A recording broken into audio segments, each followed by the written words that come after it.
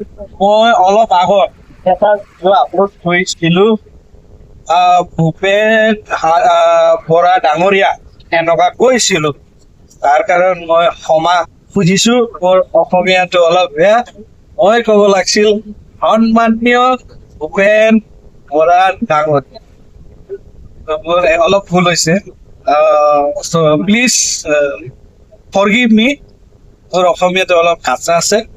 মই আৰু একবাৰ ক'ব বিচাৰি আছো, সন্মানীয় ভূপেন বৰা ডাঙৰীয়া, ৰেচপেক্টেড ছাৰ, আপুনি বিজেপিলে জইন কৰিলে। মোৰ ফালে পৰা এনেকুৱা ভাৱ আহে কি বেয়া নহ'ব, বহুত বহুত বহুত ভাল হ'ব। মিনছ অনলি ফৰ বিজেপিৰ কাৰণ নহয়, পুৰা অল আছামৰ কাৰণ ভাল হ'ব। আপুনি আহক, আপোনাৰ এটা এবিলিটি আছে।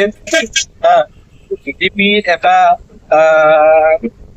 কি কয় এইটো, তেওঁৰ এটা ভিজন আছে কি মই এটা ডেভেলপমেণ্টটো আগবঢ়াই লৈ যাম।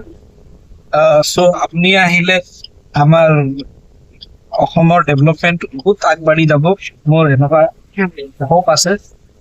চ' ৱেলকাম ৰেচপেক্টেড ছাৰ।